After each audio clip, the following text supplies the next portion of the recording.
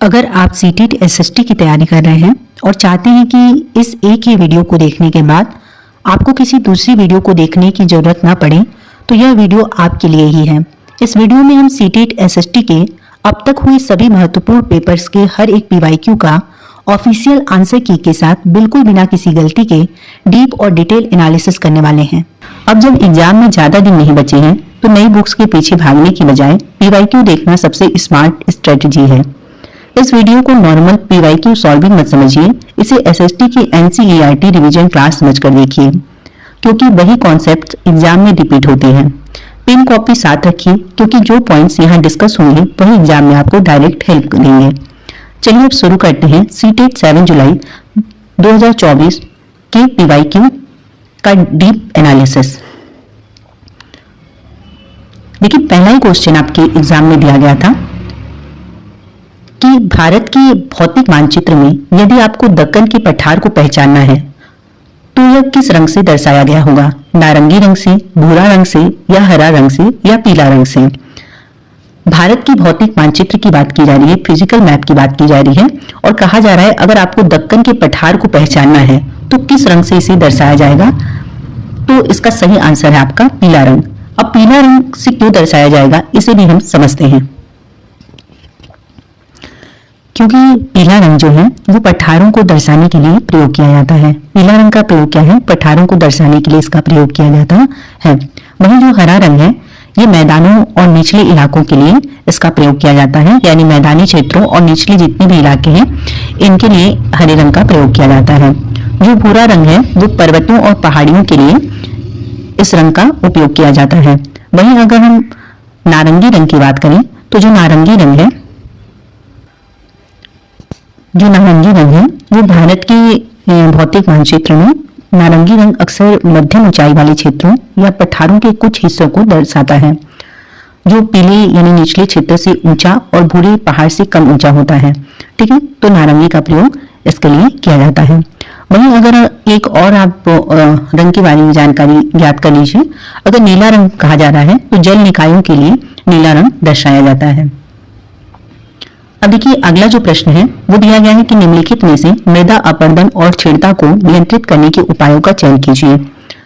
मृदा अपरदन और छेड़ता को नियंत्रित करने के लिए, यानी मिट्टी के कटाव को रोकने और उसको कमजोर होने से रोकने के लिए किन उपायों का प्रयोग कर सकते हैं, इसका आपको चयन करना है। मल्च बनाना, अति चराई, वेदिका फॉर्म, बीज की फसल उगाना। सही विकल्प का चयन कीजिए, केवल ABC, केवल ACD, केवल ABD, केवल BCD। तो सही विकल्प का आपको चयन करना है। तो देखिए, सही विकल्प आपका होगा दूसरा, केवल AC और D। मल्च बनाना, वेदिका फॉर्म और बीज की फसल उगाना ये ऐसे तरीके हैं जिसके द्वारा मृदा अपरदन और छेड़ता को नियंत्रित किया जा सकता है। मल्च बनाना क्या है?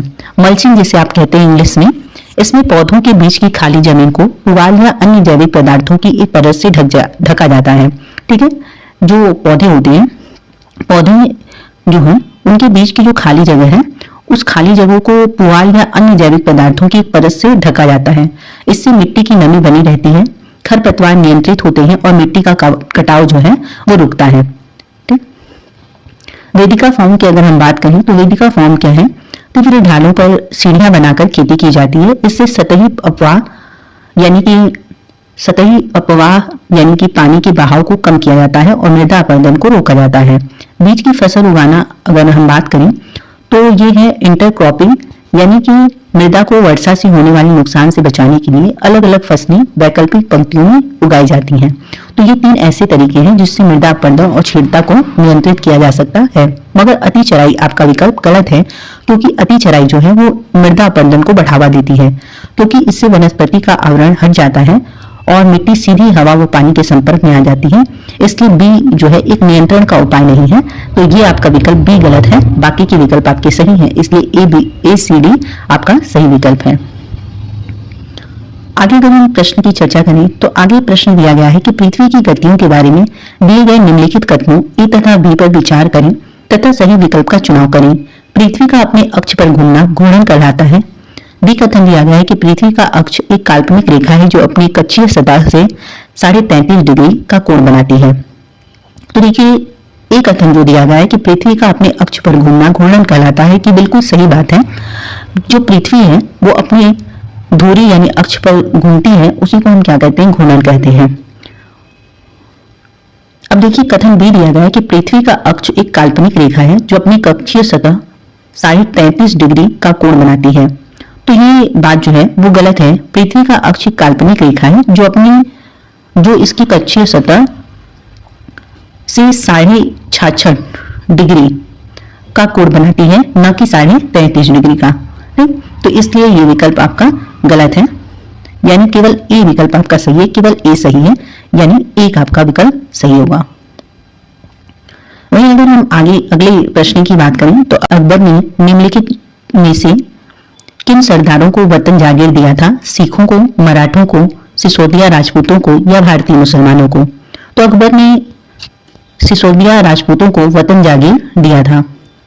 देखिए मुगल सम्राट अकबर ने सिसोदिया राजपूतों तथा अन्य राजपूत सरदारों जैसे आमेर और जोधपुर के शासकों को वफादारी और समर्थन सुनिश्चित करने के लिए वतन जागीरें प्रदान की थी। ठीक है, सिसोदिया राजपूतों तथा अन्य राजपूत सरदारों जैसे आमेर और जोधपुर के शासकों को वफादारी और समर्थन सुनिश्चित करने के लिए वतन जागीरें प्रदान की थी। वतन जागीरें जो थी वो वंशानुगत भूमि अनुदान थी, जिससे राजपूत सरदारों को मुगल साम्राज्य की संप्रभुता को स्वीकार करते हुए अपने पैतृक क्षेत्रों पर स्वायत्तता बनाए रखने की अनुमति मिलती थी। ठीक है, बाकी के विकल्प आपके गलत हैं। जो सही विकल्प है आपका सिसोदिया राजपूत है। अगला प्रश्न आपका दिया गया है 35 नंबर कि ए और बी कथनों पर सर्वोच्चता के संदर्भ में विचार कीजिए और सही उत्तर का चयन कीजिए। कंपनी ने दावा किया कि उसका अधिकार सर्वोच्च नहीं था। बी कथन दिया गया है कि अपने हितों की रक्षा के लिए वह भारतीय रियासतों का अधिग्रहण करने या उनको अधिग्रहण की धमकी देने अधिकार कंपनी अपने पास मानती थी। कंपनी ने दावा किया कि उसका अधिकार सर्वोच्च नहीं था, तो ये आपका कथन गलत है, क्योंकि लॉर्ड हेस्टिंग्स 1813 से 1823 तक इसका कार्यकाल माना जाता है। लॉर्ड हेस्टिंग्स के तहत ब्रिटिश ईस्ट इंडिया कंपनी ने सर्वोच्चता की एक नई नीति शुरू की थी। कंपनी का दावा था कि उसकी सत्ता सर्वोच्च थी, न कि इसके विपरीत थी। तो इसलिए आपसे कहा गया है कि सर्वोच्च नहीं थी, तो ये आपका गलत कथन है। बी कथन दिया गया है कि अपने हितों की रक्षा के लिए वो भारतीय रियासतों का अधिग्रहण करने या उनको अधिग्रहण की धमकी देने का अधिकार कंपनी अपने पास मानती थी। ये कथन बिल्कुल सही है। कंपनी का तर्क था कि क्योंकि उसकी शक्ति भारतीय राज्यों से ऊपर थी, इसलिए अपने हितों की रक्षा के लिए वह किसी भी भारतीय रियासत का अधिग्रहण करने या उसे अधिग्रहण की धमकी देने का अधिकार अपने पास रखती थी। यह नजरिया बाद की ब्रिटिश नीतियों में भी बना रहा। तो आपका जो सही विकल्प होगा वो ये होगा कि ए गलत है किंतु बी सही है। अगला प्रश्न आपका दिया गया है कि स्तंभ 1 यानी कॉलम 1 और कॉलम 2 दिए गए हैं। एक तरफ संकल्पनाएं दी गई हैं, दूसरी तरफ उदाहरण दिया है, उनका सुमेलित कीजिए यानी कि मिलान कीजिए, ये कहा गया है। भेदभाव, असमानता, रूढ़िवादिता, पूर्व धारणा, समान कार्य के लिए अलग वेतन, ग्रामवासी अंधविश्वासी हैं, महिला को रोजगार की अनुमति नहीं है क्योंकि वह परिवार शुरू कर रही है, वह गर्भवती है, लड़कियां खाना बनाने भोजन पकाने में अच्छी हैं। आपसे ये पूछा गया है। तो देखिए भेदभाव क्या है कि महिला को रोजगार की अनुमति नहीं है क्योंकि वह परिवार शुरू कर रही है, वह गर्भवती है। तो ये क्या है, भेदभाव को दर्शाता है। और समानता क्या है, समान कार्य के लिए अलग वेतन दिया जाना। मान लीजिए एक कंपनी में या किसी भी स्थान पर जेंट्स और लेडीज दोनों काम कर रहे हैं, पर एक ही काम के लिए जेंट्स को ज्यादा पैसे दिया जाए और लेडीज को कम दिया जाए, तो ये क्या है, समान कार्य के लिए अलग वेतन दिया जाना ही असमानता को दर्शाता है। रूढ़िवादिता क्या है, लड़कियां खाना बनाने भोजन पकाने में अच्छी हैं, तो ये क्या है, रूढ़िवादिता सोच को दर्शाता है। पूर्व धारणा क्या है कि ग्रामवासी अंधविश्वासी हैं, ये पूर्व धारणा है। यानी आपका ए का मिलान होगा 3 से, ए का 3 से, एक ही विकल्प है आपका, सॉरी ये भी है आपका। और बी का मिला असमानता, समान कार्य के लिए अलग वेतन, तो आपका जो सही विकल्प होगा वो 1 होगा। अगला प्रश्न आपका दिया गया है कि दिए गए कथनों ए तथा आर पर विचार कीजिए तथा सही विकल्प का चुनाव कीजिए। एक बार पुनः प्रश्नों को पढ़ते हैं कि दिए गए कथनों ए तथा आर पर विचार कीजिए तथा सही विकल्प का चुनाव कीजिए। कथन ए दिया गया है कि जो स्थान ग्रीनविच के पश्चिम में है उनका समय ग्रीनविच से पीछे रहेगा। ये सत्य कथन है। आपने पढ़ा है कि ग्रीनविच से पश्चिम की ओर जो रहेगा उसका समय माइनस में रहता है, पीछे रहता है, और जो पूर्व की तरफ रहता है उसका प्लस रहता है। पृथ्वी पूर्व से पश्चिम की ओर चक्कर लगाती है तथा सूर्य पूर्व दिशा में जल्दी उगता है। तो पृथ्वी जो है वो पश्चिम से पूर्व की ओर चक्कर लगाती है। तो ये आपका गलत है कथन। बाकी पहला कथन सही है, यानी ए सही है और आर गलत है, यानी तीसरा विकल्प आपका सही है।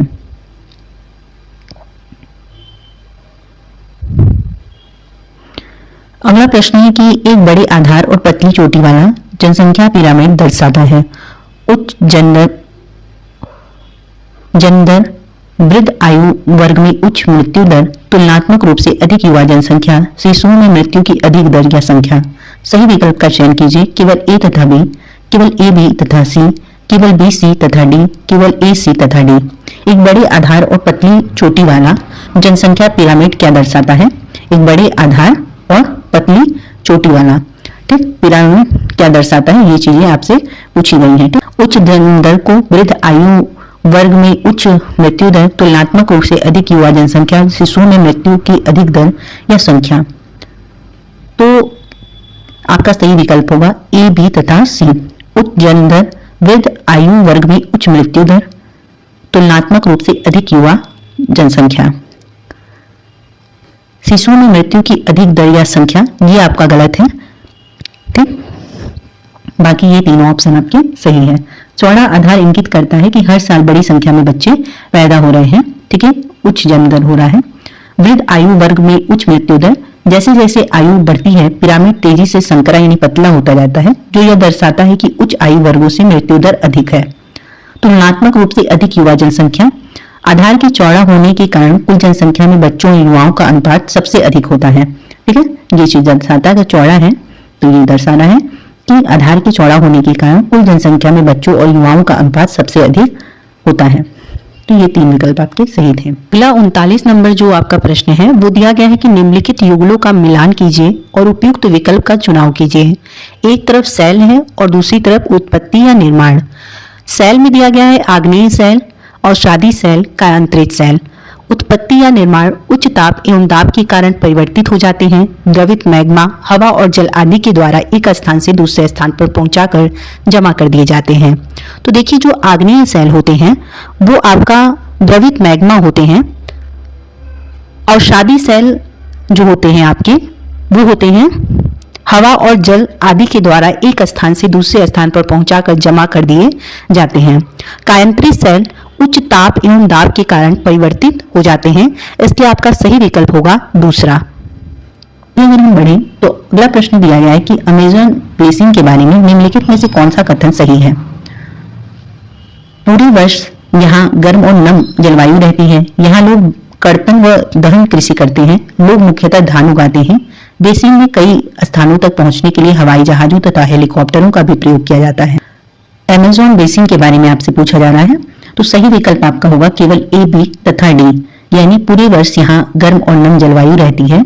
यहाँ लोग कर्तन व दहन कृषि करते हैं। बेसिन में कई स्थानों तक पहुंचने के लिए हवाई जहाजों तथा हेलीकॉप्टरों का प्रयोग किया जाता है। लोग मुख्यतः धान उगाते हैं, ये आपका कथन गलत है, क्योंकि यहाँ पर लोग मुख्यतः टैपिओका का नाम आपने सुना होगा, टैपिओका, शकरकंद और मक्का उगाते हैं। धान यहाँ की मुख्य फसल नहीं है, इसलिए आपका ये कथन गलत होगा। टैपिओका, शकरकंद और मक्का यहाँ के लोग उगाते हैं।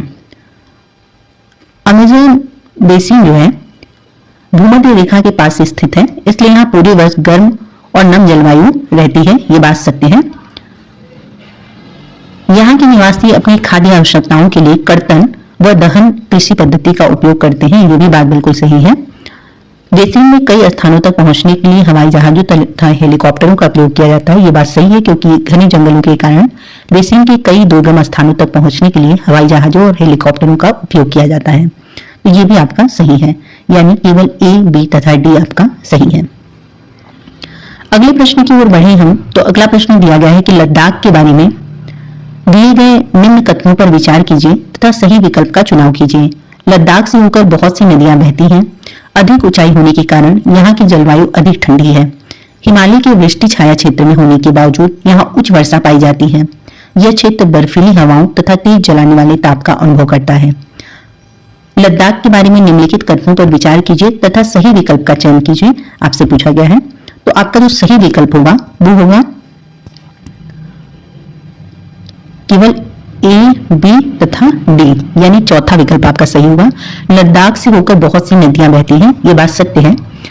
लद्दाख से होकर सिंधु जैसी कई महत्वपूर्ण नदियां और उनकी सहायक नदियां जैसे श्योक की आप बात करते हैं, ये बहती हैं। ठीक है, तो ये आपका सही है कथन। लद्दाख की ऊंचाई करगिल में लगभग 3000 मीटर से लेकर कराकोरम में 8000 मीटर से अधिक बहुत अधिक है, जिसके कारण यहाँ की जलवायु अत्यधिक ठंडी है। तो ये भी आपका सही कथन है। वहीं अगर हम डी की बात करें तो यह क्षेत्र जो है बर्फीली हवाओं तथा तेज जलाने वाले ताप का अनुभव करता है। ऊंचाई और विरल हवा के कारण यहाँ बर्फीली ठंडी हवाएं चलती हैं और साथ ही सूर्य की किरणें बहुत तेज महसूस होती हैं, जिससे एक ही समय में भीषण ठंड और तेज जलाने वाले ताप का अनुभव हो सकता है। तो ये भी आपका कथन सही है। वहीं आपका सी कथन क्यों नहीं सही है? क्योंकि लद्दाख हिमालय की वृष्टि छाया क्षेत्र में स्थित है, जिसके कारण यहाँ वर्षा बहुत ही कम लगभग 10 सेंटीमीटर प्रति वर्ष होती है। यहाँ उच्च वर्षा नहीं पाई जाती। और यहाँ बात किया जा रहा है उच्च वर्षा की, तो ये आपका गलत है।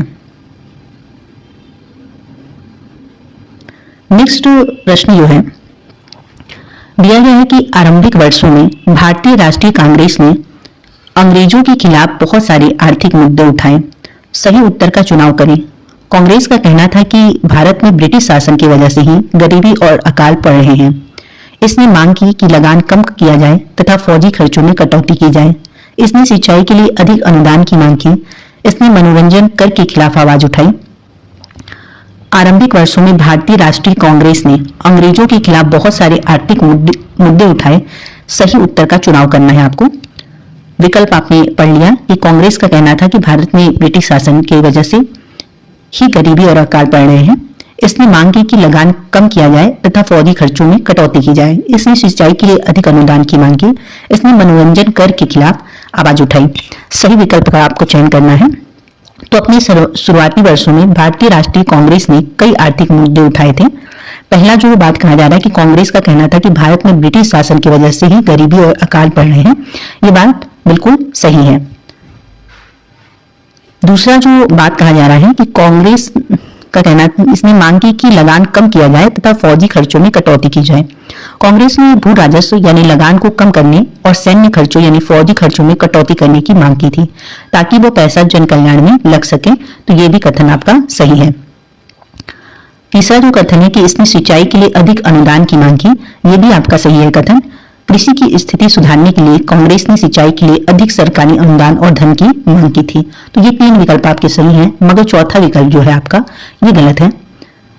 इसने मनोरंजन कर के खिलाफ आवाज उठाई, तो ये आपका गलत है। आरंभिक वर्षों में मनोरंजन कर कोई प्रमुख मुद्दा नहीं था। इसकी बजाय कांग्रेस ने नमक कर को खत्म करने और विदेशों में भारतीय मजदूरों के साथ होने वाले व्यवहार जैसे मुद्दों पर आवाज उठाई थी।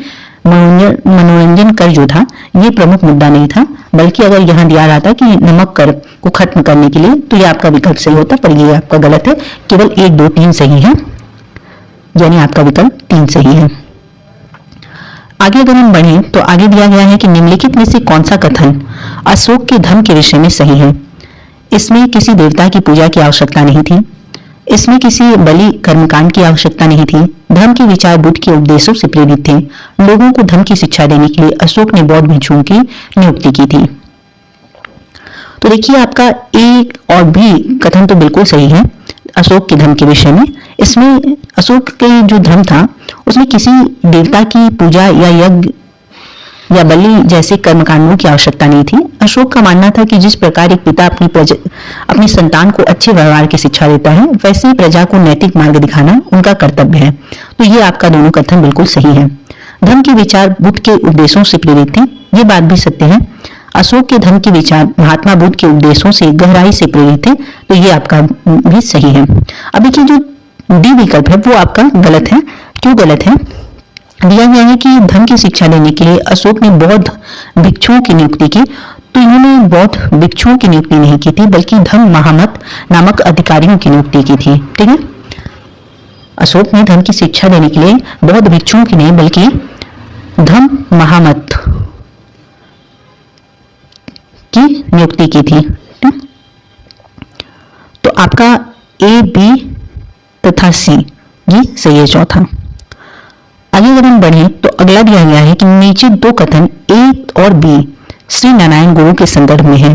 कथन ए दिया गया है कि उनके अनुसार सारी मानवता की एक ही जाति है।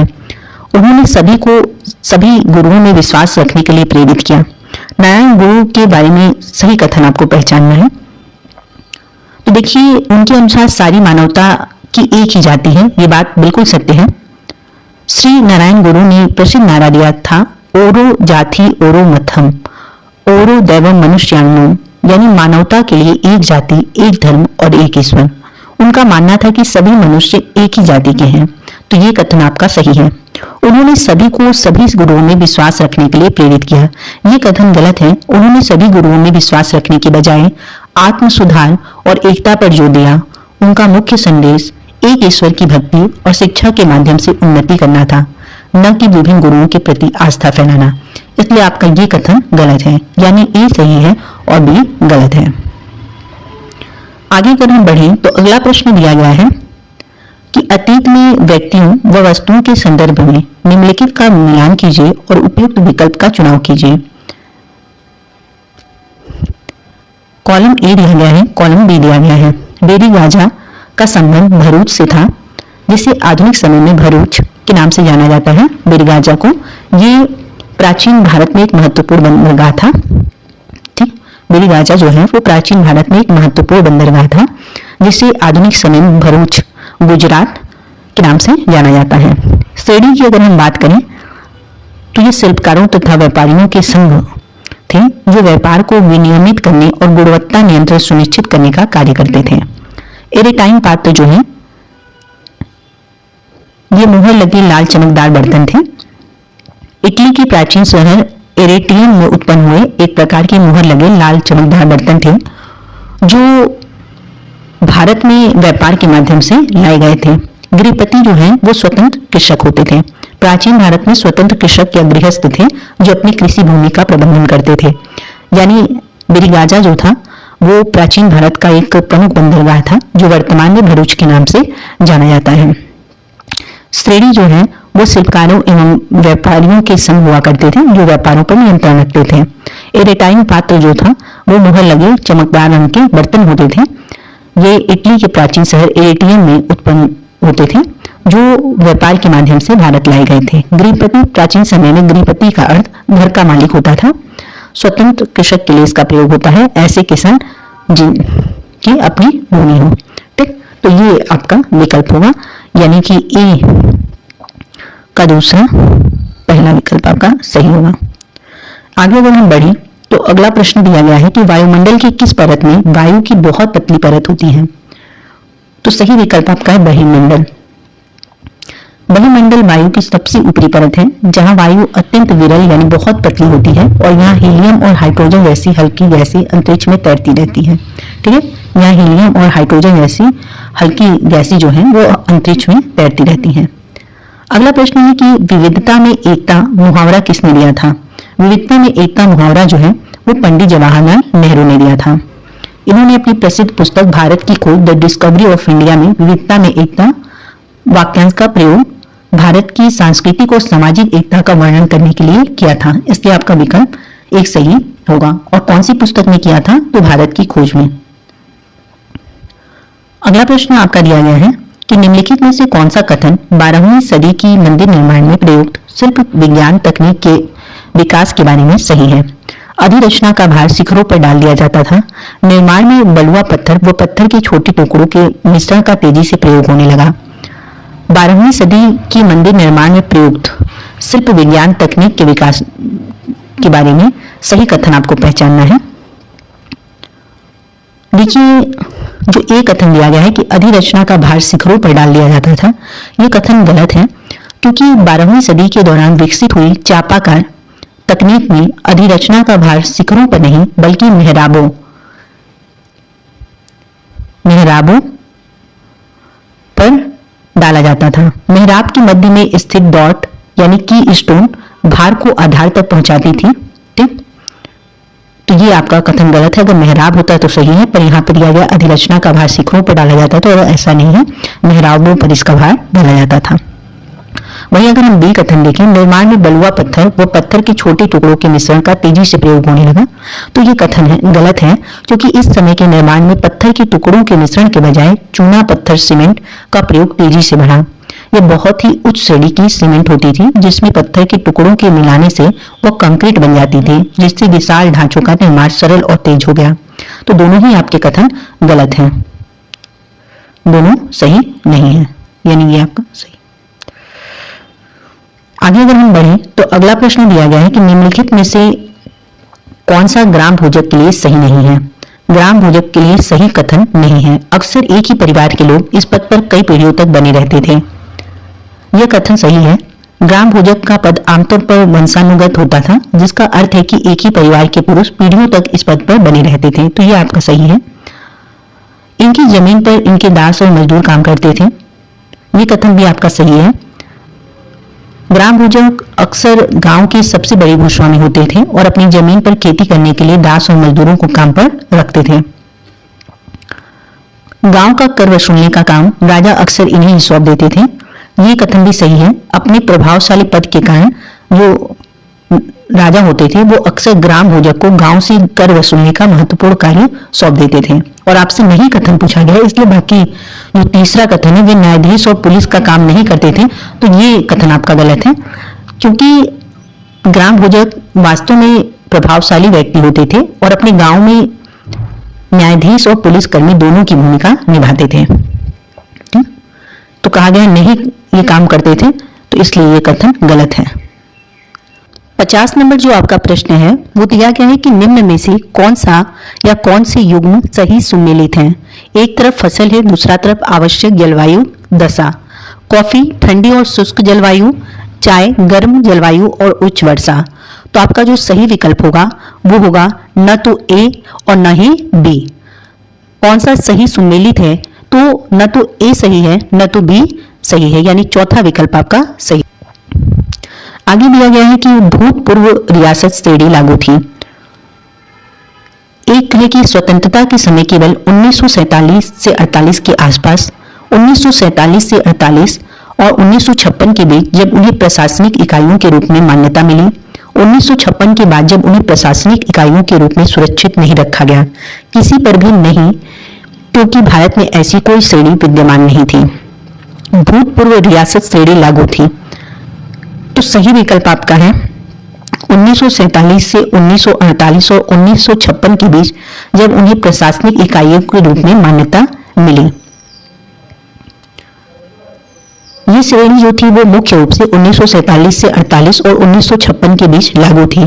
प्रशासनिक मान्यता की अगर हम बात करें तो देखिए, स्वतंत्रता के बाद अधिकांश रियासतों का भारत संघ में विलय हो गया और 1950 के संविधान के तहत इन्हें भाग बी राज्यों के रूप में प्रशासनिक इकाइयों की मान्यता दी गई। तो आपका विकल्प 2 सही है। अगला प्रश्न दिया गया है कि 19वीं सदी के औपनिवेशिक भारत में लड़कियों को घर पर ही पढ़ाया जाता था, क्योंकि वे पढ़ाई के साथ साथ घरेलू काम भी कर सकें। लोग मानते थे कि सार्वजनिक स्थानों पर जाने से वे बिगड़ जाएंगी। लोग अपने संबंधियों और मित्रों से उनकी शिक्षा के तथ्य छुपाना चाहते थे। तो देखिए, 19वीं सदी के औपनिवेशिक भारत में लड़कियों को घर पर ही पढ़ाया जाता था, क्योंकि वे पढ़ाई के साथ साथ घरेलू काम भी कर सकें। ये बात सत्य है। लोग चाहते थे कि लड़कियां शिक्षा प्राप्त करने के साथ साथ अपने घरेलू कामकाज की जिम्मेदारियों को भी निभा सके। लोग मानते थे कि सार्वजनिक स्थानों पर जाने से वे बिगड़ जाएंगी। तो यह भी बात सत्य है। औपनिवेशिक भारत में लड़कियों को घर पर पढ़ाने के मुख्य कारणों में से एक बात यह भी सत्य है, उस समय समाज में यह व्यापक डर था कि सार्वजनिक स्थानों जैसे स्कूल जाने के रास्ते से गुजरने पर लड़कियों पर बुरा प्रभाव पड़ेगा और वे बिगड़ जाएंगी।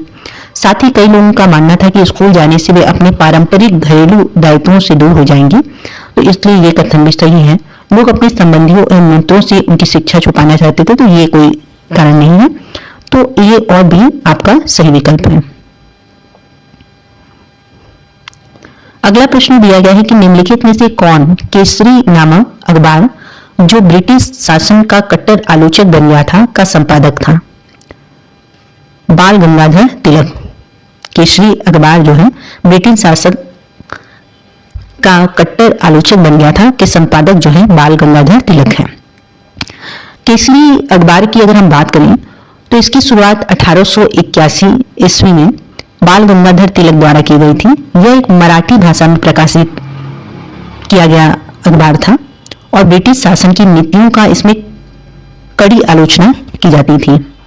तिलक ने इसके साथ अंग्रेजी में मराठा नामक अखबार भी निकाला था। इन लेखों के माध्यम से उन्होंने भारतीय स्वतंत्रता संग्राम के लिए जन जागरूकता पैदा की थी। तो ये कुछ फैक्ट्स आप याद रखेंगे। आगे देखिए, दिया गया है कि निम्नलिखित में से सही जोड़ियों का मिलान कीजिए।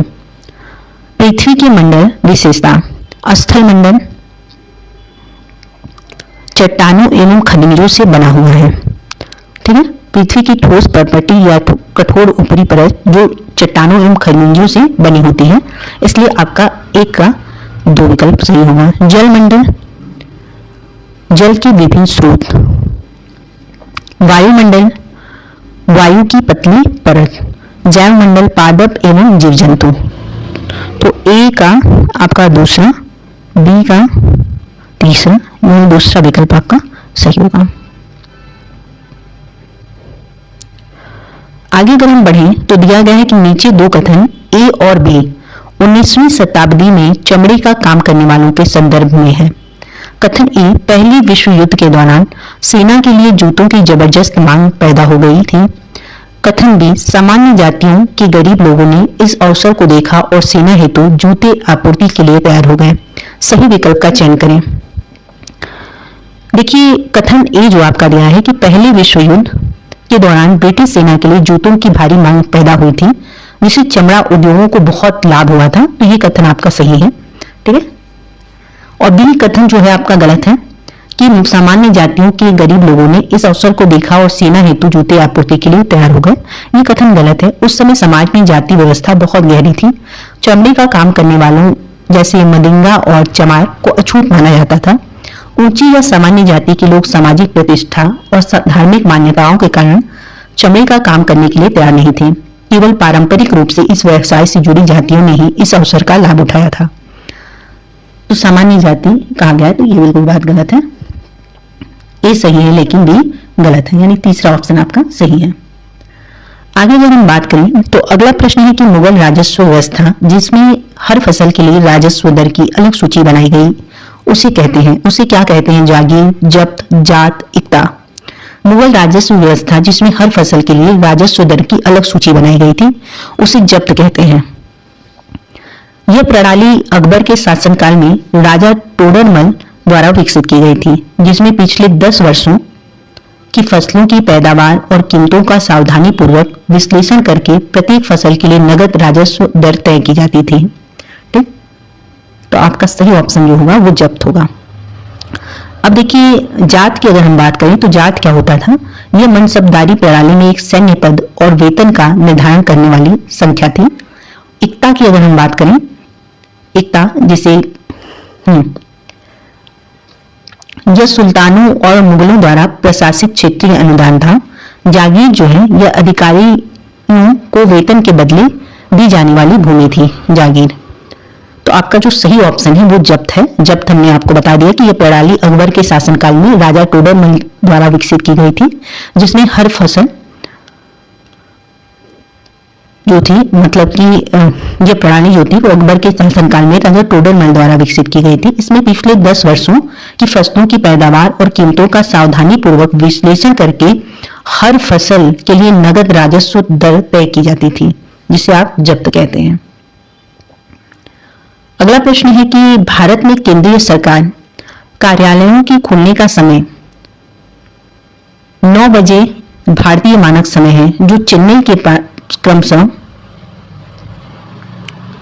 80 डिग्री पूर्व देशांतर तथा ईटानगर के पास 92 डिग्री 45 मिनट पूर्व देशांतर के पास स्थित केंद्रीय सरकार कार्यालयों के खुलने का स्थानीय समय क्रमशः क्या होगा?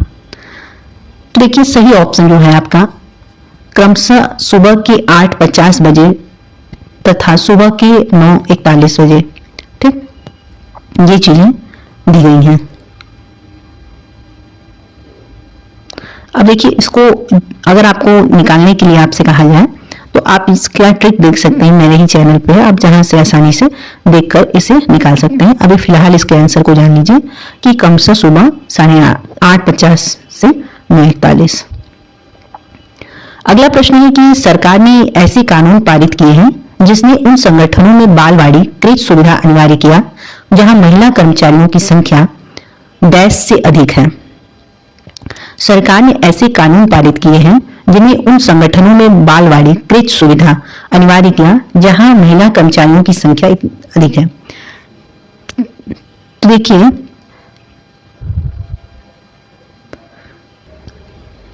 सही विकल्प आपका होगा 30। सरकार ने ऐसे कानून पारित किए हैं जिसने उन संगठनों में बालवाड़ी कृत सुविधा अनिवार्य किया जहां महिलाओं की संख्या 30 से अधिक है, महिला कर्मचारी की। अगला प्रश्न आपका दिया गया है कि पृथ्वी की शैली वे शैली जो पृथ्वी के निर्माण के 30 करोड़ वर्ष पश्चात बने हैं विश्व की नवीनतम शैली मानी जाती हैं। पश्चिमी ऑस्ट्रेलिया में स्थित है, पूर्वी यूरोप में स्थित है, हिमालय क्षेत्र में स्थित है। पृथ्वी के निर्माण यानी कि लगभग 4.54 अरब वर्ष पूर्व के लगभग 30 करोड़ वर्ष बाद बनी प्राचीनतम ज्ञात शैली और खनिज पश्चिमी ऑस्ट्रेलिया में स्थित है। ठीक है, तो सही विकल्प आपका बी है। अगला प्रश्न है कि इतिहास की गूढ़ लिपि का अर्थ निकालने या लिखने में पुरातत्वविद एक महत्वपूर्ण भूमिका निभाते हैं। निम्नलिखित में से उनके काम की प्रकृति के बारे में कौन सा सही नहीं है? नहीं है के बारे में आपसे पूछा गया है कि इतिहास की गूढ़ लिपि का अर्थ निकालने या लिखने में पुरातत्वविद जो है वो एक महत्वपूर्ण भूमिका निभाते हैं। उनके काम की प्रकृति के बारे में कौन सा कथन सही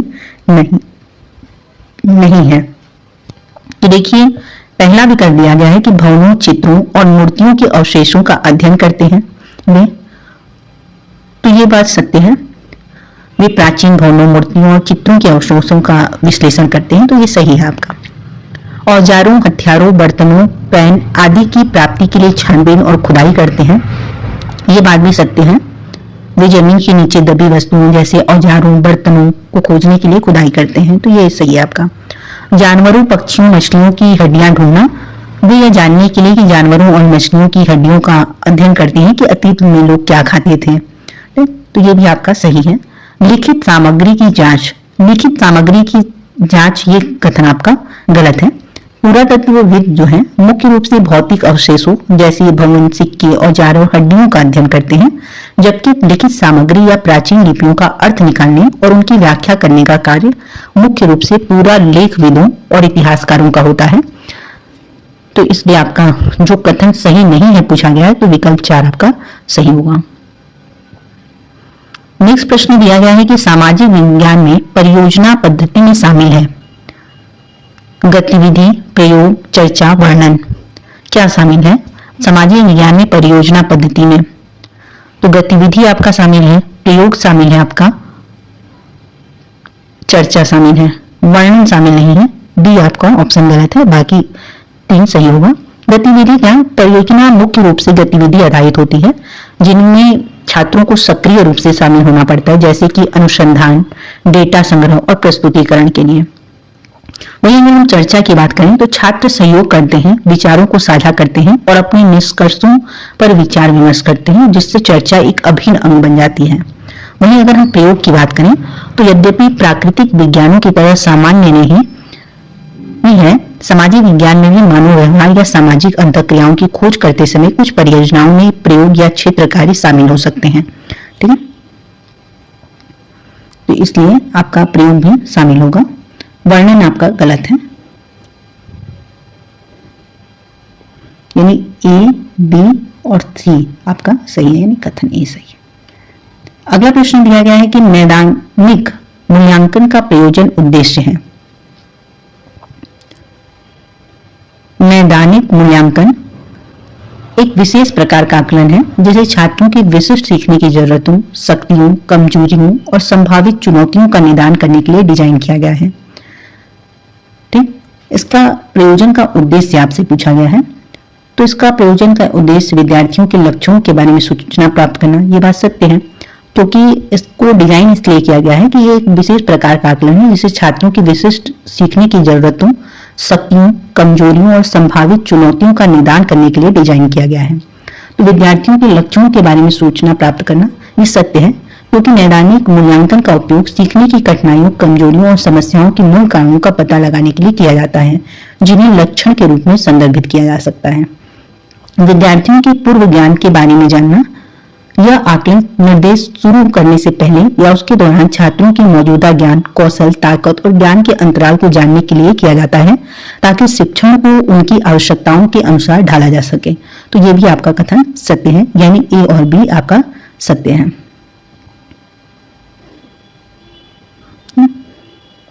देखिए, दिया गया है कि विद्यार्थियों को श्रेणियों में वर्गीकृत करना, तो ये आपका गलत कथन है।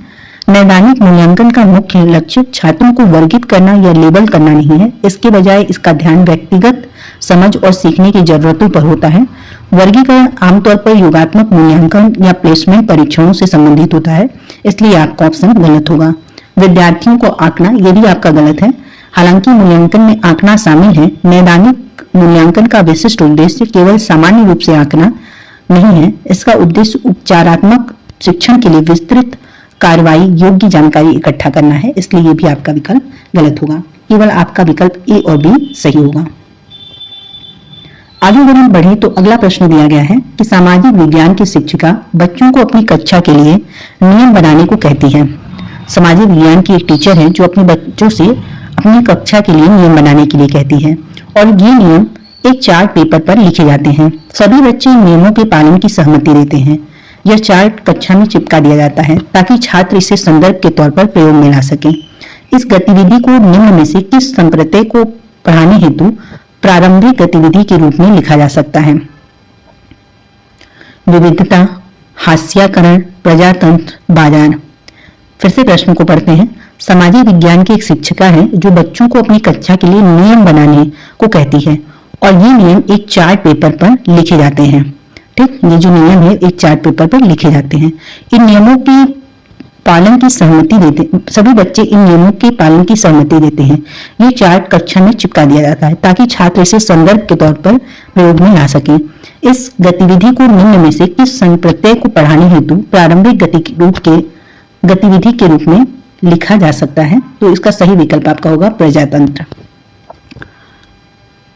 जब बच्चे मिलकर नियम बनाते हैं और उन पर अपनी सहमति देते हैं तो ये लोकतांत्रिक प्रक्रियाओं जैसे कि सहभागिता, सामूहिक निर्णय लेना, आम सहमति बनाना और कानून के शासन का प्रतिनिधित्व करता है। ये छात्रों को यह समझने में मदद करता है कि एक लोकतांत्रिक समाज में नियम कैसे लोगों की भागीदारी से बनते हैं और सभी पर समान रूप से लागू होते हैं।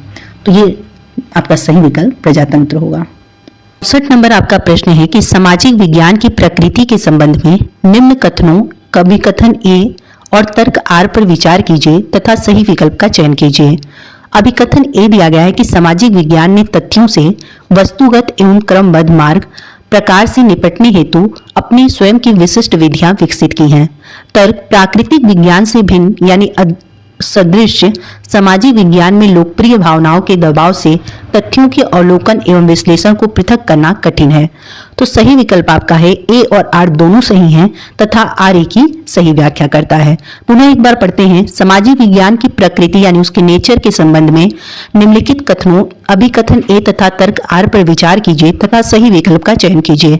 अभिकथन ए है कि सामाजिक विज्ञान ने तथ्यों से वस्तुगत एवं क्रमबद्ध मार्ग प्रकार से निपटने हेतु अपनी स्वयं की विशिष्ट विधियां विकसित की हैं।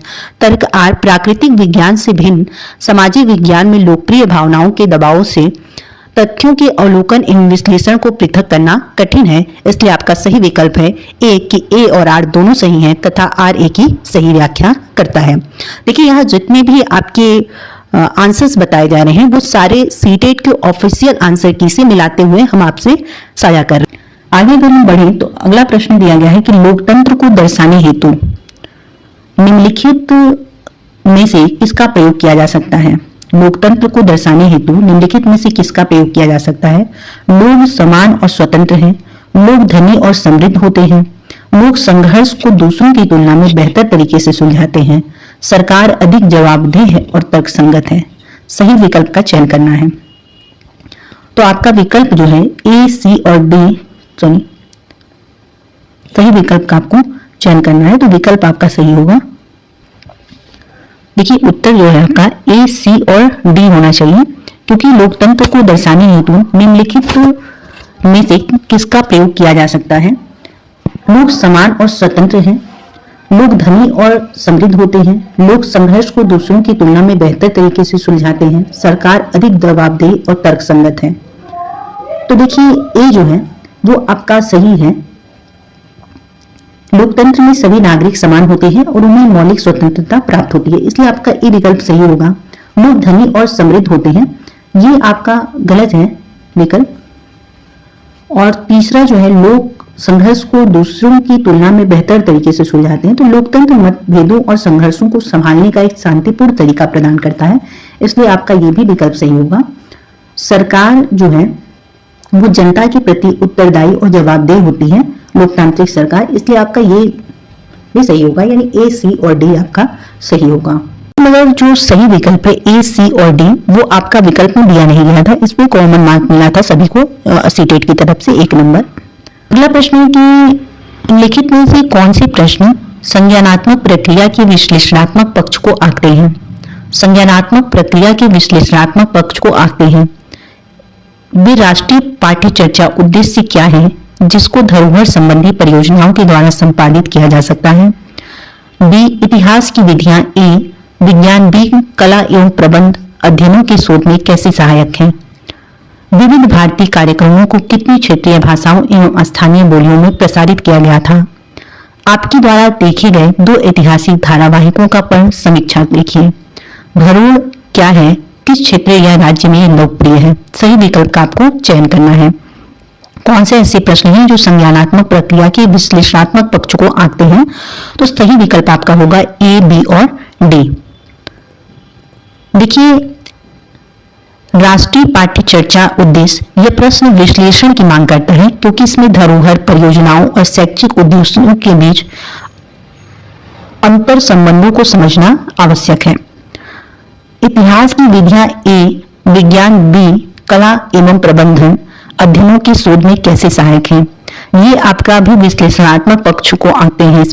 इसमें यह जांचना शामिल है कि एक विषय की पद्धतियां दूसरे क्षेत्रों में कैसे लागू होती हैं, जो एक उच्च स्तरीय विश्लेषणात्मक कार्य है। वहीं अगर हम डी की बात करें कि 2 ऐतिहासिक धारावाहिकों पर समीक्षा लिखिए, तो समीक्षा लिखने के लिए विषय वस्तु का आलोचनात्मक विश्लेषण और मूल्यांकन आवश्यक है, इसलिए ये भी आपका विकल्प होगा, यानी ए, बी और डी आपका सही विकल्प होगा। बाकी सी और ई क्यों नहीं सही होंगे? क्योंकि ये तथ्यात्मक जानकारी की पुनरावृत्ति पर आधारित है, जिन्हें विश्लेषणात्मक श्रेणी में नहीं रखा जा सकता। अगला प्रश्न है आपका कि निम्नलिखित में से कौन से विकल्प निष्पक्ष सुनवाई के मूलभूत तत्व हैं? मुकदमा जनता के सामने खुली अदालत में चलाया जाता है। बी ऑप्शन दिया गया है कि आरोप पत्र और अभियोजन पक्ष द्वारा पेश किए गए सभी साक्ष्यों की एक प्रति आरोपी को दी जाती है। सी विकल्प है बचाव पक्ष के वकील को अभियोजन पक्ष की ओर से पेश किए गए सारे गवाहों से जिरह करने का मौका नहीं दिया जाता है। डी ऑप्शन है न्यायाधीश अदालत के सामने वकीलों द्वारा किए गए कथनों के आधार पर फैसला करते हैं। निष्पक्ष सुनवाई के मूलभूत तत्व पूछा गया आपसे, इस सही विकल्प का चयन कीजिए। केवल ए, बी तथा सी, केवल ए, बी तथा डी, केवल बी, सी तथा डी या चारों सभी सही हैं। पहला जो ऑप्शन है कि मुकदमा जनता के सामने खुली अदालत में चलाया जाता है, तो ये सत्य है निष्पक्ष सुनवाई के मूलभूत तत्व में, क्योंकि यह पारदर्शिता और सार्वजनिक निगरानी सुनिश्चित करता है, जो निष्पक्ष सुनवाई के लिए महत्वपूर्ण है, इसलिए ये आपका विकल्प सही है। वहीं पर सेकंड विकल्प में दिया गया है कि आरोप पत्र और अभियोजन पक्ष द्वारा पेश किए गए सभी साक्ष्यों की एक प्रति आरोपी को दी जाती है। यह भी बात आपका सत्य है, इससे आरोपी को अपना बचाव तैयार करने का उचित अवसर मिलता है, तो निष्पक्ष सुनवाई के मूलभूत तत्वों में यह भी शामिल है। बचाव पक्ष के वकील को अभियोजन पक्ष की ओर से पेश किए गए सारे गवाहों से जिरह करने का मौका नहीं दिया जाता। ये आपका जो ऑप्शन है वो गलत है, निष्पक्ष सुनवाई में गवाहों से जिरह करने का मौका देना एक आवश्यक अधिकार है, और इसमें दिया गया है कि जिरह करने का मौका नहीं दिया जाता, तो ये आपका गलत है ऑप्शन। न्यायाधीश अदालत के सामने वकीलों द्वारा किए गए कथनों के आधार पर फैसला करते हैं। यह सुनिश्चित करता है कि निर्णय कानूनी तर्कों और सबूतों पर आधारित हो, न कि बाहरी प्रभावों पर। ठीक है, इसलिए यह भी आपका सही है। तो आपका जो ऑप्शन है ए, बी तथा डी सही है, बाकी आपका सी ऑप्शन नहीं सही है, इसलिए विकल्प 3 आपका सही है। अगला प्रश्न आपका दिया गया है कि राष्ट्रीय चिकित्सा आयोग की चिकित्सा आचार संहिता में कहा गया है, प्रत्येक चिकित्सक को जहां तक संभव हो उन दवाओं को निर्धारित करना चाहिए जो कहलाती हैं आनुवांशिक दवाइयां, वैश्विक ब्रांड, जेनरिक दवाइयां या प्राचीन उपचार। तो राष्ट्रीय चिकित्सा आयोग NMC, राष्ट्रीय चिकित्सा आयोग की चिकित्सा आचार संहिता के अनुसार प्रत्येक चिकित्सक को जहां तक संभव हो जेनरिक दवाइयां जो है लिखनी चाहिए, ताकि स्वास्थ्य सेवा सस्ती और सुलभ हो सके, जो कि ब्रांडेड दवाओं के समान ही प्रभावी होती है। ठीक है, तो ये आपका सही विकल्प है। अगला प्रश्न है कि कथन ए और बी पर विचार कीजिए और सही विकल्प चुनिए। प्राकृतिक विज्ञान सामाजिक विज्ञान से श्रेष्ठ है और यह होनहार विद्यार्थियों का क्षेत्र है। सामाजिक विज्ञान सामाजिक, सांस्कृतिक और विश्लेषणीय कौशलों को प्रदान करने के लिए आवश्यक है, जो वर्तमानीय स्वतंत्र विश्व में समन्वय बैठाने के लिए आवश्यक है। कथन ए बी पर विचार करना है और सही विकल्प का चयन करना है। देखिए, दिया गया है कथन ए कि प्राकृतिक विज्ञान सामाजिक विज्ञान से श्रेष्ठ है और यह होनहार विद्यार्थियों का क्षेत्र है, तो यह बिल्कुल गलत है। ठीक, ये कथन आपका गलत है, क्योंकि यह प्राकृतिक और सामाजिक विज्ञान के बीच एक गलत पदानुक्रम स्थापित करता है। कह रहा है कि वो श्रेष्ठ है, तो ये गलत बात है। शिक्षा और दुनिया को समझने में दोनों विज्ञानों का अपना अपना महत्व और मूल्य है। कोई भी स्वाभाविक रूप से एक दूसरे से श्रेष्ठ नहीं है, इसलिए यह आपका कथन गलत है। वहीं अगर हम सेकंड कथन की बात करें, सामाजिक विज्ञान सामाजिक, सांस्कृतिक और विश्लेषणीय कौशलों को प्रदान करने के लिए आवश्यक, जो वर्तमानीय स्वतंत्र विश्व में समन्वय बैठाने के लिए आवश्यक है, तो ये कथन सत्य है। सामाजिक विज्ञान छात्रों को सामाजिक, सांस्कृतिक और विश्लेषणात्मक कौशल सिखाता है, जो उन्हें एक बदलती और स्वतंत्र दुनिया में सामंजस्य बिठाने और सूचित तर्कसंगत नागरिक बनने में मदद करता है। तो ए आपका असत्य है, बी सत्य है, तो ये आपका ऑप्शन सही होगा, चौथा ऑप्शन।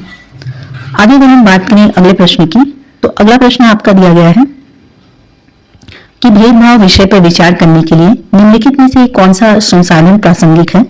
अशोक के अभिलेखों की लिपि, मानवाधिकार की वैश्विक घोषणा, B.R. अम्बेडकर के भारत लौटने के पश्चात रहने हेतु स्थान ढूंढने के अनुभवों का वृत्तांत, एक विज्ञापन में कपड़े धोते हुए महिला को दर्शाना। भेदभाव विषय पर चर्चा करने के लिए निम्न में से कौन सा संसाधन प्रासंगिक है? तो सबसे प्रासंगिक जो है B.R. अम्बेडकर के भारत लौटने के पश्चात रहने हेतु स्थान ढूंढने के अनुभवों का वृत्तांत। यह संसाधन जो है जातीय आधारित भेदभाव का एक सीधा और ऐतिहासिक उदाहरण प्रस्तुत करता है, जिससे छात्र सामाजिक असमानता और छुआछूत जैसी समस्याओं को गहराई से समझ सकते हैं। इसलिए विकल्प आपका 3 सही है। वहीं अगर हम अगले प्रश्न की बात करें, तो अगला प्रश्न दिया गया है कि नीचे दिए गए कॉलमों का मिलान करें तथा उपयुक्त विकल्प चुनें। कॉलम ए आपका दिया गया है, कॉलम बी आपका दिया गया है। चर्चा जो है इसका संबंध जो है सुनना, राय व्यक्त करना और दूसरों से पता लगाना। ठीक, यानी ए का आपका चौथा सही होगा। वहीं अवलोकन जो है रिपोर्टिंग, वर्णन, चित्र, पठन और आरेखन। ठीक, तीसरा आपका सही होगा। ठीक, नियामक सरोकार यानी कि भिन्न क्षमता के प्रति संवेदनशीलता, पर्यावरण के प्रति चिंता प्रदर्शित करने से यह संबंधित है। स्पष्टीकरण, तार्किक संबंध बनाना, तो यानी ए का आपका चर्चा तीसरा, सी का ऑप्शन पहला है और डी का यानी आपका पहला विकल्प सही है।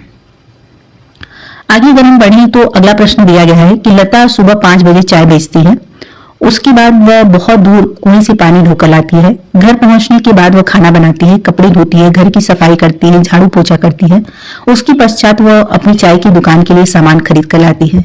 इन सब कार्यों को कहा जाता है। तो देखिए, लता के कार्यों को क्या कहा जाता है? तो इन सारे कार्यों को दोहरा बोझ कहा जाता है, क्योंकि 5 बजे चाय बेचती है वो सुबह के। इसके बाद वो घर आती है और 2 कुएं से पानी ढोकर लाती है, घर का सारा काम करती है, घर की सफाई करती है, फिर चाय की दुकान के लिए सामान खरीद के लाती है। तो वो क्या है, दोहरा बोझ है। आपका जो 73 नंबर प्रश्न है वो दिया गया है कि सामाजिक विज्ञान के मूल्यांकन रूपरेखा के निर्माण में शिक्षकों की भागीदारी महत्वपूर्ण मानी जाती है। समसामयिक घटनाओं और प्रचलित परिवर्तनों को समालित करने के लिए पाठ्यचर्या और मूल्यांकन को केवल विषय केंद्रित बनाने एवं पाठ्यचर्या के दायरे को सीमित करने के लिए केवल शिक्षकों को एक संसाधन के रूप में इस्तेमाल कर समय, श्रम और धन की बचत करने के लिए शिक्षक के अनुभवों के इस्तेमाल के द्वारा शिक्षकों के स्तर के अनुरूप आवश्यक परिवर्तन करने के लिए सामाजिक विज्ञान की मूल्यांकन रूपरेखा के निर्माण में शिक्षकों की भागीदारी महत्वपूर्ण मानी जाती है। तो सही विकल्प आपका होगा केवल ए, समसामयिक घटनाओं और प्रचलित परिवर्तनों को समाकलित करने के लिए। अगला प्रश्न आपका जो है वो है अभिकथन और तर्क से संबंधित। अभिकथन ए और तर्क आर को पढ़िए तथा सही विकल्प का चयन कीजिए। अभिकथन ए है कि विद्यार्थियों को कक्षा में प्रश्न पूछने हेतु प्रोत्साहित किया जाना चाहिए। तर्क दिया गया है कि यह अंतर्मुखी विद्यार्थियों को खुलने में सहायता करता है। तो देखिए दोनों ही कथन आपके सही हैं कि विद्यार्थियों को कक्षा में प्रश्न पूछने हेतु प्रोत्साहित किया जाना चाहिए। यह कथन बिल्कुल सही है। प्रश्न पूछना सीखने की प्रक्रिया का एक मौलिक हिस्सा है जो छात्रों को सक्रिय रूप से सोचने, संदेह दूर करने और अवधारणाओं को गहराई से समझने में मदद करता है। इसलिए आपका अभिकथन बिल्कुल सही है। यह अंतर्मुखी विद्यार्थियों को खुलने में सहायता करेगा। यह तर्क भी सही है। जब एक सहायक वातावरण बनाया जाता है जहां प्रश्न पूछना प्रोत्साहित किया जाता है तो अंतर्मुखी छात्र भी अधिक सहज और आत्मविश्वासी महसूस करते हैं और कक्षा में भाग लेने लगते हैं। तो दोनों ही आपका कथन सही है। देखिए आपका होगा और आर जो है ए की सही व्याख्या भी करता है, तो आपका विकल्प एक सही होगा कि ए आर दोनों सही है। ए की आर सही व्याख्या करता है। अगला प्रश्न जो आपका दिया गया है कि अभिकथन और कारण आर को सावधानी पूर्वक पढ़िए और निम्नलिखित में से सही विकल्प चुनिए। अभिकथन नैतिक मूल्य पढ़ाए भी जा सकते हैं। कारण सामाजिक विज्ञान वह विषय है जिसमें सभी आधारभूत मूल्य पढ़ाए जा सकते हैं। तो देखिए अभिकथन दिया गया है कि नैतिक मूल्य पढ़ाए भी जा सकते हैं। यह कथन सत्य है। नैतिक मूल्यों को विभिन्न माध्यमों जैसे कि परिवार, शिक्षण संस्थानों, समुदाय और मीडिया के माध्यम से सिखाया और आत्मसात किया जा सकता है। इन्हें अक्सर पाठ्यक्रम, नैतिक शिक्षा कार्यक्रमों और चर्चाओं में एकीकृत किया जाता है।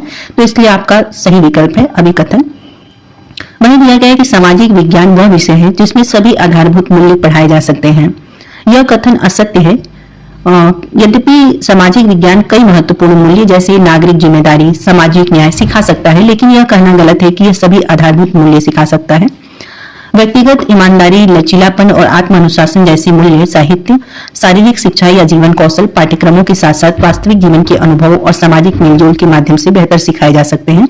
इसलिए आपका ये कथन गलत है, क्योंकि अगर सामान्य रूप से ये बात करें तो सामाजिक विज्ञान जो है वो नागरिक जिम्मेदारी, सामाजिक न्याय के बारे में सिखा सकता है, बाकी और सभी मूल्यों को नहीं सिखा सकता है।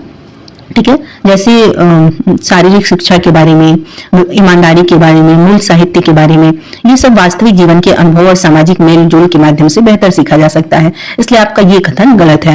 ये सत्य है किंतु आर असत्य है। आगे अगर हम बढ़ें तो अगला प्रश्न दिया गया है कि कक्षा कक्ष की दीवारों पर भारतीय संविधान में उद्धृत मौलिक अधिकारों और कर्तव्यों को लिखा गया है। ठीक है, कक्षा कक्ष की दीवारों पर भारतीय संविधान में उद्धृत मौलिक अधिकारों और कर्तव्यों को लिखा गया है। यह बच्चों को मुख्यतः डैश के द्वारा सिखाता है। अवलोकन के द्वारा सही आपका उत्तर होगा। अवलोकन मतलब क्या? जब मौलिक अधिकार और कर्तव्य दीवारों पर लिखे होते हैं तो छात्र दिन भर उन्हें देखते रहते हैं। यह दृश्य संपर्क जानकारी को सुदृढ़ करता है और उन्हें याद रखने में मदद करता है, जो सीखने का एक प्रभावी तरीका है। तो इसलिए सही विकल्प आपका अवलोकन होगा। अगला प्रश्न आपका दिया गया है कि निम्न में से क्या एक परियोजना कार्य जिससे छात्रों को प्रामाणिक वास्तविक दुनिया की समस्या समाधान के द्वारा अर्जित किया जा सकता है? समालोचनात्मक सोच कौशल का विकास, विषय ज्ञान और कौशल में सुधार, रचनात्मकता और नवीनता में वृद्धि, सहयोग और टीम वर्क को बढ़ावा देना।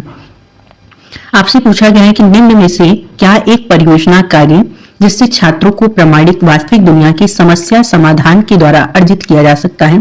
तो समस्या समाधान की बात की जा रही है, उसलिए आपका सही विकल्प होगा समालोचनात्मक सोच कौशल का विकास। अगला प्रश्न है कि सामाजिक विज्ञान में एक अच्छी तरह से तैयार किया हुआ पोर्टफोलियो को उद्देश्यपूर्ण व व्यवस्थित होना चाहिए। विद्यार्थियों के नियमित कार्यों व गतिविधियों को दर्शाना चाहिए। मुख्यतः रिपोर्ट कार्ड बनाने पर केंद्रित होना चाहिए। विद्यार्थी के कार्यों का लंबे समय का संग्रह होना चाहिए। तो देखिए, आपका सिर्फ सी विकल्प गलत है, बाकी सभी सही है। सामाजिक विज्ञान में एक अच्छी तरह से तैयार किया हुआ पोर्टफोलियो उद्देश्यपूर्ण व व्यवस्थित होना चाहिए। विद्यार्थी के नियमित कार्यों व गतिविधियों को दर्शाना चाहिए। विद्यार्थी के कार्यों का लंबे समय का संग्रह होना चाहिए। तो आपका ए, बी और डी विकल्प जो है वो सही है, यानी चौथा विकल्प आपका सही है। आगे हम बढ़े तो दिया गया है, आप अपने क्षेत्र के भूकंप पीड़ित व्यक्तियों की वास्तविक व सही स्थिति के बारे में जानकारी एकत्रित करने के लिए किस विधि का प्रयोग करेंगे। आपके क्षेत्र में अगर भूकंप पीड़ित व्यक्तियों की वास्तविक व सही स्थिति के बारे में जानकारी आपको प्राप्त करनी है तो आप किस विधि का प्रयोग करेंगे। तो सही आपका ऑप्शन होगा सर्वेक्षण विधि। भूकंप पीड़ित व्यक्तियों की वास्तविक और सही स्थिति के बारे में सटीक डेटा और जानकारी एकत्र करने के लिए सर्वेक्षण विधि सबसे उपयुक्त है। इस विधि के माध्यम से प्रभावित क्षेत्र के लोगों से सीधे प्रश्न पूछकर, प्रश्नावली भरकर या साक्षात्कारों के जरिए उनकी आवश्यकताओं, स्वास्थ्य की स्थिति और आर्थिक नुकसान का सटीक विवरण प्राप्त किया जा सकता है। इसलिए आपका सही विकल्प जो है दूसरा है। 80 नंबर आपका प्रश्न है कि निम्नलिखित में से कौन सी मूल्यांकन विधि सबसे ज्यादा उपयुक्त होगी जबकि छात्र छोटे छोटे समूहों में काम कर रहे हों और छात्रों का अलग अलग मूल्यांकन करना हो। रूब्रिक्स, बहुविकल्पीय प्रश्न, मौखिक प्रस्तुतिकरण, पोर्टफोलियो। तो 80 नंबर का सही विकल्प आपका, देखिए अगर हम बात करें आपके ऑफिशियल आंसर की तो 80 के सामने वहां सिर्फ सी लिखा था, तो मगर मेरे अनुसार चौथा विकल्प आपका सही होगा। आप एक बार देख सकते हैं इसको स्वयं से भी। अगला प्रश्न है कि भारतीय संविधान के अनुसार इस प्रकार का आरक्षण समानता के अधिकार का उल्लंघन नहीं है। समान अवसर सुनिश्चित करने के लिए किसी के साथ विशेष व्यवहार अपनाना, जिन राज्यों से प्रतिनिधि या मंत्री चुनकर आते हैं उन राज्यों के लोगों को नौकरियां देना, भाई भतीजावाद के आधार पर रोजगार सुनिश्चित करना, राजनेताओं के सभी संबंधियों को नौकरियां देना। आपसे कहा गया है कि भारतीय संविधान के अनुसार इस प्रकार का आरक्षण समानता के अधिकार का उल्लंघन नहीं है। समानता के अधिकार का उल्लंघन नहीं है वाला आपको पूछना है। तो समान अवसर सुनिश्चित करने के लिए किसी के साथ विशेष व्यवहार अपनाना। समानता का मतलब यह नहीं है कि सभी के साथ एक जैसा व्यवहार हो, बल्कि यह है कि सभी को आगे बढ़ने के समान अवसर मिले। कुछ वर्गों को ऐतिहासिक रूप से मिले अवसरों की कमी को पूरा करने के लिए विशेष सहायता, ठीक है, विशेष सहायता जैसे आरक्षण जरूरी होती है। ठीक, तो इसलिए आपका सही विकल्प एक है। अगला आपका प्रश्न दिया गया है कि निम्नलिखित में से कौन आलोचनात्मक चिंतन कौशल को विकसित करने का अवसर प्रदान करता है। शाहजहानाबाद में मुगल शहर तैयार करने में यमुना ने क्या भूमिका निभाई।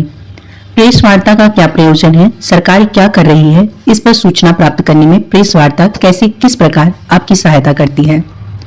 आलोचनात्मक चिंतन कौशल को विकसित करने का अवसर प्रदान करता है। निम्न में से कौन सा विकल्प आपको चयन करना है। निर्देशी उदाहरणों के साथ बाजारों में अंतर कीजिए। एक लोक सेवक के लिए यह आवश्यक है कि वह राजनीतिक रूप से तटस्थ हो। व्याख्या करें। जल की उपलब्धता बस्ती प्रतिरूप को प्रभावित करने का एक मुख्य कारक है, चर्चा करें। देखिए आपका जो सही विकल्प है वो शाहजहानाबाद में मुगल शहर तैयार करने में यमुना ने क्या भूमिका निभाई, ये आलोचनात्मक चिंतन कौशल को विकसित करने का अवसर प्रदान करता है। ये विकल्प आपका सही है। बी जो विकल्प है कि प्रेस वार्ता का क्या प्रयोजन है, सरकार क्या कर रही है, इस पर सूचना प्राप्त करने में प्रेस वार्ता कैसे किस प्रकार आपकी सहायता करती है, तो ये भी आपका सही विकल्प है। यह सरकारी पारदर्शिता और सूचना के प्रवाह के मूल्यांकन पर जोर देता है, इसलिए आपका ये विकल्प भी सही है। सी जो विकल्प है कि निर्देशी उदाहरणों के साथ बाजारों में अंतर कीजिए, ये आपका गलत है। इसमें आलोचनात्मक चिंतन कौशल को विकसित करने का अवसर नहीं है। एक लोक सेवक के लिए यह आवश्यक है कि वह राजनीतिक रूप से तटस्थ हो। व्याख्या करें। तो ये जो आपका है विकल्प सही है। और अंतिम जो है कि जल की उपलब्धता बस्ती प्रतिरूप को प्रभावित करने का एक मुख्य कारक है, चर्चा करें, ये भी आपका सही है।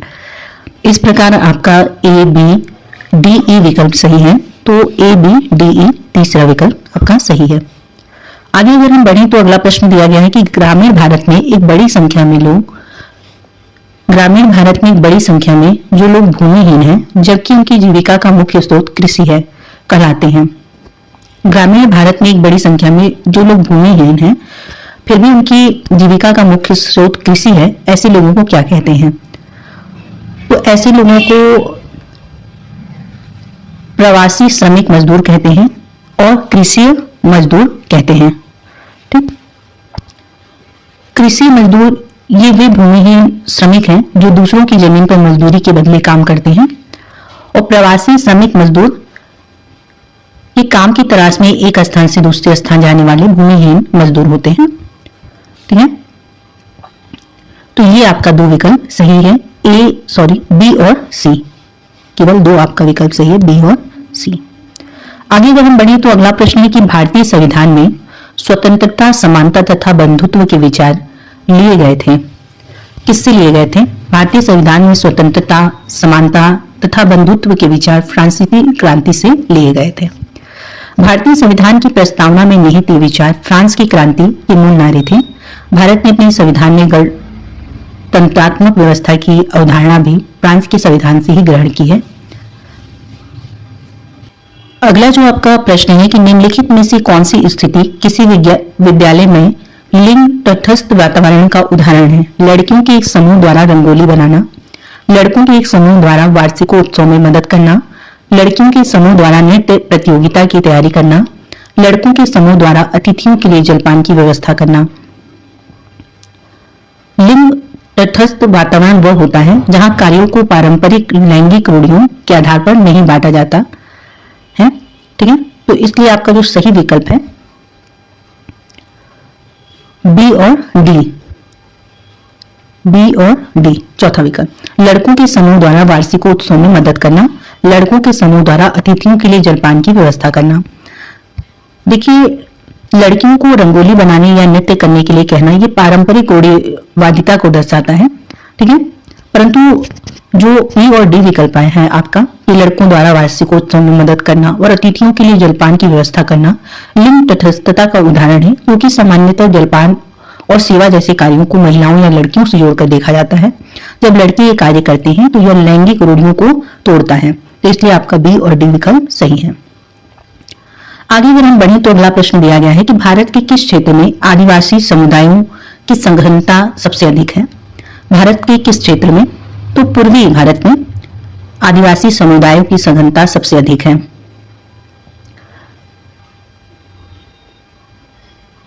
देखिए, अगर इसका हम थोड़ा स्पष्टीकरण देखें तो भारत की लगभग 75% आदिवासी आबादी मध्य और पूर्वी भारत के राज्यों में निवास करती है। अगला प्रश्न है कि निम्नलिखित कथनों पर विचार कीजिए और सही विकल्प चुनिए। कथन ए दिया गया है कि ग्रामीण क्षेत्रों में गैर कृषि गतिविधियों में निवेश ग्रामीण शहरी पलायन को कम कर सकता है। कथन आर दिया गया है कि एक विशिष्ट मौसम के दौरान पलायन में वृद्धि होती है जब ग्रामीण क्षेत्रों में कोई कृषि गतिविधियां नहीं हो रही हो। तो आपको सही विकल्प का चयन करना है। तो देखिए, ग्रामीण क्षेत्रों में गैर कृषि गतिविधियों में निवेश ग्रामीण शहरी पलायन को कम कर सकता है, ये बात बिल्कुल सही है। ग्रामीण क्षेत्रों में गैर कृषि गतिविधियों जैसे डेयरी, लघु उद्योग या शिल्प में निवेश करने से स्थानीय स्तर पर रोजगार के नए अवसर पैदा होते हैं, जिससे लोग काम की तलाश में शहरों की ओर कम पलायन करते हैं। और कथन आर दिया गया है कि एक विशिष्ट मौसम के दौरान, तो ये भी बात सही है। ग्रामीण भारत में मौसमी बेरोजगार एक प्रमुख समस्या है। जब खेती का सीजन नहीं होता, जैसे बुआई और कटाई के बीच का समय, तब आय की कमी के कारण पलायन बढ़ जाता है। तो दोनों ही आपका कथन सही है और आर ए की सही व्याख्या करता है, इसलिए विकल्प जो होगा आपका एक सही होगा कि ए और आर दोनों सही हैं। ए की आर सही व्याख्या करता है। देखिए, अगर आपने अब तक यहां तक वीडियो देख लिया है, आपको थोड़ा भी हमारा प्रयास अच्छा लग रहा हो तो कृपया चैनल को सब्सक्राइब कर लें, ताकि आपके एक छोटे से सब्सक्राइब से हमारा मनोबल बढ़े। और हो सके तो इस वीडियो को ज्यादा से ज्यादा साझा करें, ताकि उन लोगों तक ये वीडियो पहुंच पाए जिनको इनकी जरूरत हो। आइए अब हम विषय के केंद्र बिंदु पर आते हैं। देखिए, अगला प्रश्न है कि विविधता विषय पर कार्य देने हेतु एक अध्यापिका अपनी कक्षा के 30 विद्यार्थियों को छोटी छोटी समूहों में बांटना चाह रही है। निम्नलिखित में समूह निर्माण का कौन सा तरीका सबसे उचित होगा? विविधता विषय पर कार्य देने हेतु एक टीचर है जो अपने कक्षा के 30 विद्यार्थियों को छोटे छोटे समूहों में बांटना चाह रही है। निम्न में समूह निर्माण का कौन सा तरीका सबसे उचित होगा? विद्यार्थियों की सुविधा अनुसार, आगे से पीछे के क्रम में बैठने के क्रम के अनुसार, विद्यार्थियों को के पिछली परीक्षा में आए अंकों के घटते क्रम में, विषम यादृच्छिक समूह जो किसी खेल पर आधारित हो। तो सही विकल्प आपका होगा विषम यादृच्छिक समूह जो किसी खेल पर आधारित हो। देखिए, विविधता विषय है तो विविधता का समावेश यादृच्छिक तरीके से समूह बनाने पर अलग अलग पृष्ठभूमि, क्षमता और सोच वाले विद्यार्थी एक साथ आते हैं जो विविधता को समझने के लिए आवश्यक है। ठीक है। अगला प्रश्न है कि सामाजिक विज्ञान पाठ्यचर्या में अनेकत्व की संकल्पना को निम्नलिखित में से कौन सा कथन सटीकता से दर्शाता है? सही विकल्प पर चयन करें। एकल विचारधारा की प्रमुखता, अनेक परिप्रेक्ष्यों और विविध दृष्टिकोणों को सम्मिलित करना, सामाजिक विज्ञान से कुछ परिप्रेक्ष्यों का निष्कासन, सामाजिक विज्ञान पाठ्यचर्या सामग्री में कठिन भाषा का उपयोग। आपसे पूछा गया है कि सामाजिक विज्ञान पाठ्यचर्या में अनेकत्व की संकल्पना को निम्नलिखित में से कौन सा कथन सटीकता से दर्शाता है? सही विकल्प का चयन करना है। अनेक परिप्रेक्ष्यों और विविध दृष्टिकोणों को सम्मिलित करना, यह विकल्प आपका सही होगा। सामाजिक विज्ञान पाठ्यचर्या में अनेकत्व की संकल्पना का अर्थ है कि समाज की विभिन्न पहलुओं को समझने के लिए कई दृष्टिकोणों और विचारों को शामिल किया जाना चाहिए। यह एक समावेशी और विविध पाठ्यचर्या को बढ़ावा देता है जो छात्रों को दुनिया की जटिलताओं की व्यापक समझ हासिल करने में मदद करता है। इसलिए आपका विकल्प 2 सही होगा। आगे अगर हम बढ़ें तो अंतिम प्रश्न आपका है कि संविधान एक क्षेत्र में रहने वाले लोगों के बीच नागरिक नामक संबंध निर्धारित करता है और यह डैश को भी निर्धारित करता है। संविधान एक क्षेत्र में रहने वाले लोगों के बीच नागरिक नामक संबंध निर्धारित करता है और यह लोगों और सरकार के बीच संबंध को भी निर्धारित करता है।